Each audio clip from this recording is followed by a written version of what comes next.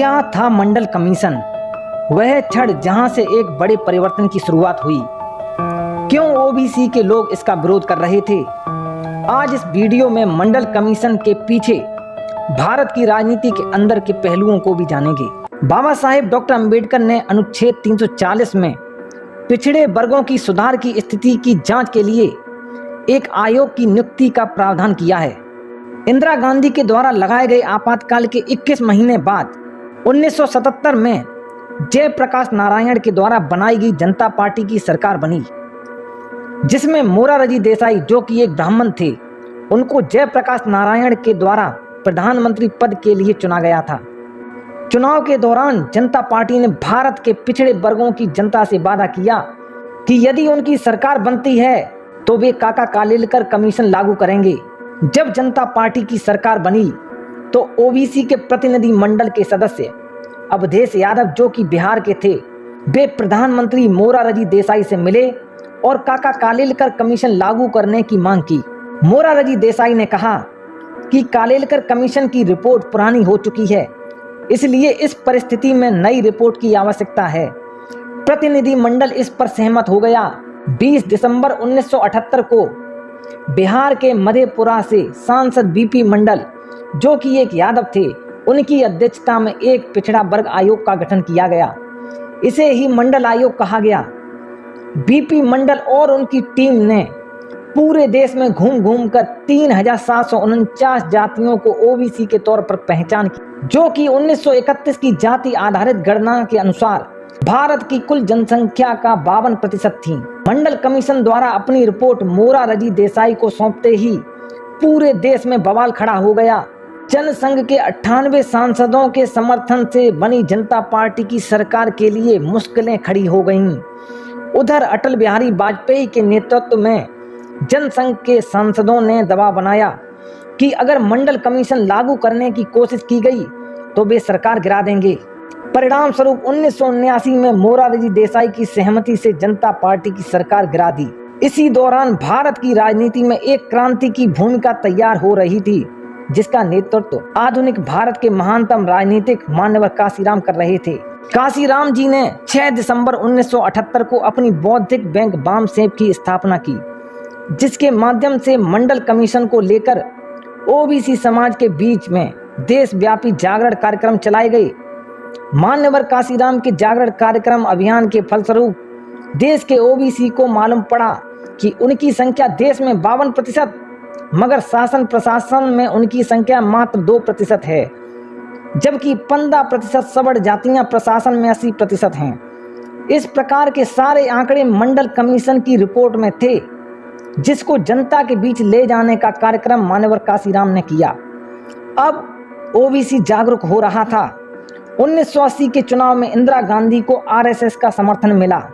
353 seat जितवाकर प्रधानमंत्री बनाया गया। उधर अटल बिहारी वाजपेयी ने जनसंघ समाप्त करके बीजेपी बना दी। इसी दौरान गुजरात में आरक्षण के विरोध में प्रचंड आंदोलन चला। सबसे ज्यादा मजे की बात तो यह थी कि जिस ओबीसी के लिए यह कमीशन लागू हो रहा था, वह स्वयं बड़ी संख्या में कमीशन के विरोध में था, क्योंकि ब्राह्मण बनिया और मीडिया ने प्रचार किया कि जो आरक्षण SC/ST को पहले से मिल रहा है वह और बढ़ने वाला है। नरेंद्र मोदी जी भी इसी आंदोलन के नेतृत्व करता थे। गुजरात में अनुसूचित जाति के लोगों के घर जलाए गए। इधर मान्यवर काशीराम अपने मिशन को दिन दूनी रात चौगनी गति से बढ़ा रहे थे। काशीराम ने 6 दिसंबर 1981 में DS4 नाम की आंदोलन करने वाली विंग को बनाया, जिसका नारा था ब्राह्मण ठाकुर बनिया छोड़ बाकी सब हैं DS4। DS4 के माध्यम से काशीराम ने एक और प्रसिद्ध नारा दिया, मंडल कमीशन लागू करो वरना सिंहासन खाली करो। इस प्रकार के नारों से पूरा भारत गूंजने लगा था। इसी दौरान भारत में एक और बड़ी घटना घटित हुई। जनरैल सिंह भिंडरावाला, जो कि खालिस्तान आंदोलन का नेता था, जिसको कांग्रेस ने अकाल तख्त का विरोध करने के लिए खड़ा किया था, उसने स्वर्ण मंदिर पर कब्जा कर लिया। आरएसएस और कांग्रेस ने योजना बनाई कि अब मंडल कमीशन के आंदोलन को भटकाने के लिए हिंदुस्तान वर्सेस खालिस्तान का मामला खड़ा किया जाए। इंदिरा गांधी ने आर्मी प्रमुख जनरल SK सिन्हा को हटा दिया। जनरल एस के सिन्हा ने अपना इस्तीफा दे दिया। इंदिरा गांधी ने साउथ के ब्राह्मण कृष्ण स्वामी सुंदर को नया प्रमुख बनाया और इंदिरा गांधी के कहने पर ऑपरेशन ब्लू स्टार योजना बनाई। स्वर्ण मंदिर के अंदर टैंकों को घुसा दिया गया। पूरी आर्मी हिल गई।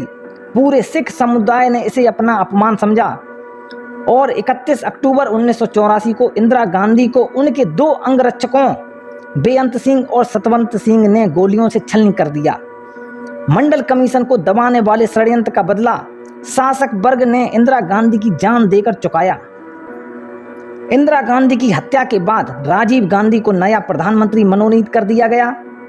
काशीराम ने मंडल कमीशन का मुद्दा बड़ी जोर शोर से प्रचारित किया, जिससे उत्तर भारत के पिछड़े वर्ग में एक नई तरह की सामाजिक राजनीतिक चेतना जागृत हुई।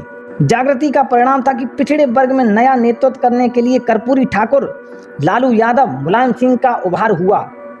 उधर राजीव गांधी की सरकार में बीपी सिंह रक्षा मंत्री थे। बोफोर्स रक्षा सौदा भ्रष्टाचार राजीव गांधी की सहायता से किया गया। बीपी सिंह ने इसको मुद्दा बनाकर अलग जन मोर्चा बनाया। बीएसपी ने मंडल कमीशन लागू करने के लिए सन 1984 में 1 अगस्त से 14 अगस्त तक जेल भरो आंदोलन किया था। इस दौरान बीएसपी ने संसद भवन के सामने बोट क्लब पर अपने 3749 कार्यकर्ताओं के साथ धरना प्रदर्शन किया तथा गिरफ्तारियां भी दी। काशीराम ने 3749 संख्या इसलिए चुनी थी क्योंकि मंडल कमीशन के अंदर 3749 जातियों का ही समावेश था। बाद में मंडल कमीशन की फाइनल रिपोर्ट में 3743 जातियों का ही नाम आया, जिसमें से 88 जातियां मुस्लिम समाज की भी समायोजित की गईं। 1989 के चुनाव में पूरे उत्तर भारत में काशीराम बहुजन समाज के नायक बनकर उभरे। उन्होंने 13 जगहों पर चुनाव जीता, जबकि 176 जगह वे कांग्रेस का पत्ता साफ करने में सफल रहे। बीपी सिंह के गठबंधन को 144 सीटें मिली।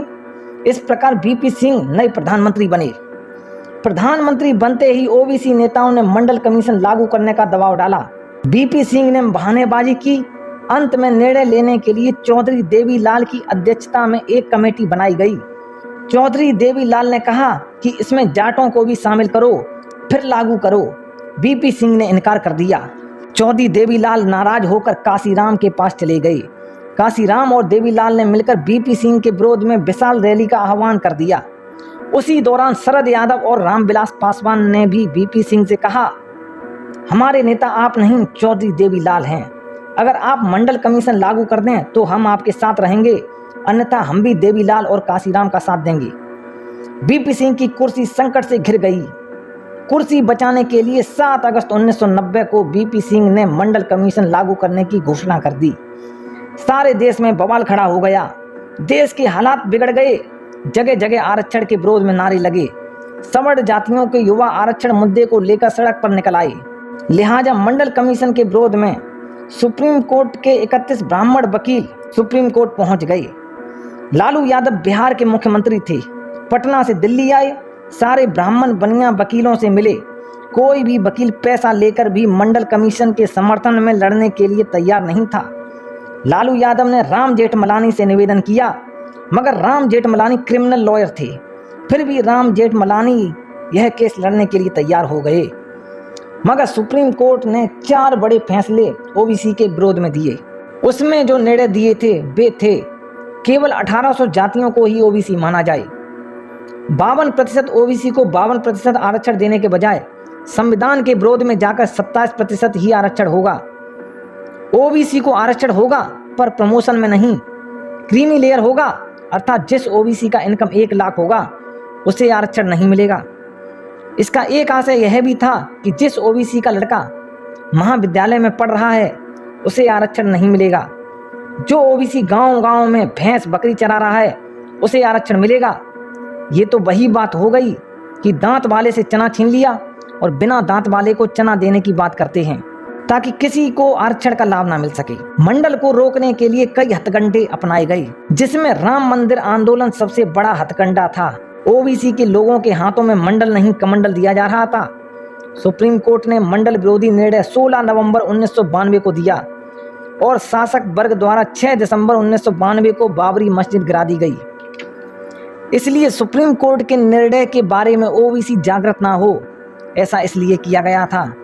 और एक वजह यह भी थी कि 6 दिसंबर बाबा साहेब डॉक्टर अंबेडकर के महापरिनिर्वाण वाले दिन की लोकप्रियता को कम किया जाए। दोस्तों, जानकारी अच्छी लगी हो तो इसे लाइक शेयर करें, कोई सुझाव देना है तो कमेंट करें। अगर आप चैनल पर नए हैं तो इसको सब्सक्राइब जरूर करें। मिलते हैं अगले वीडियो में एक नए टॉपिक के साथ। तब तक के लिए जय भीम, नमो बुद्धाय।